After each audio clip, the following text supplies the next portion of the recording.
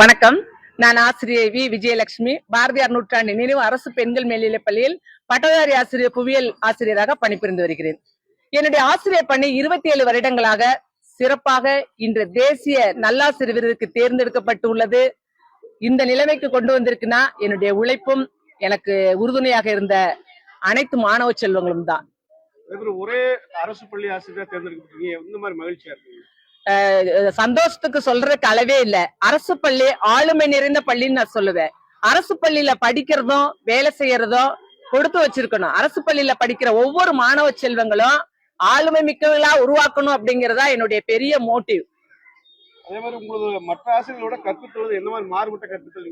என்னுடைய கற்பித்தல் பணி எப்பொழுதுமே வகுப்பறையில லைவா தான் இருக்கும்.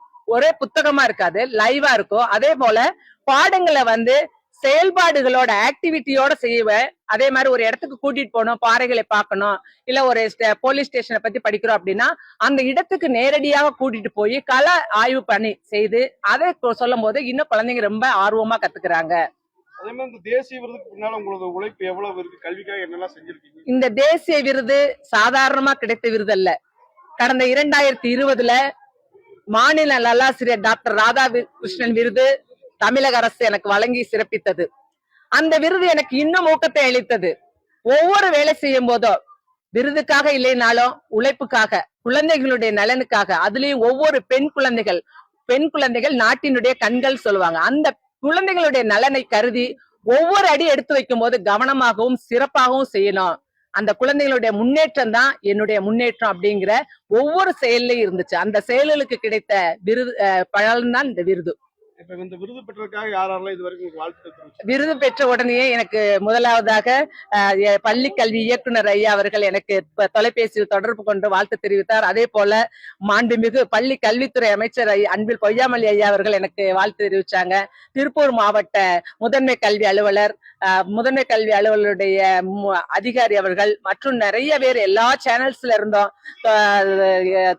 டிவி சேனல்ஸ்ல இருந்தோம், ஃப்ரெண்ட்ஸ் எல்லாருமே வாழ்த்துக்கள் கூறி அப்படியே என்னை அன்பு மலையிலயும் அப்படி இவ்வளவு நேரம் என்னையால பேசிட்டு இருக்கிறேன்னா அவ்வளவு மகிழ்ச்சி கடல்ல ஆழ்த்திட்டாங்கன்னு சொல்லலாம்.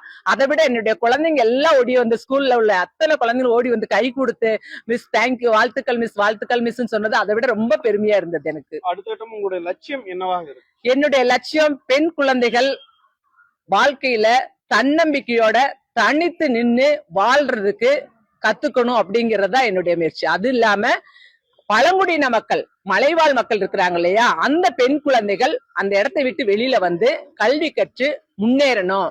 அந்த முன்னேற்றம் தான் என் வாழ்க்கையில கிடைக்கிற வெற்றி அப்படிங்கிறது தான் என்னுடைய மோட்டோ.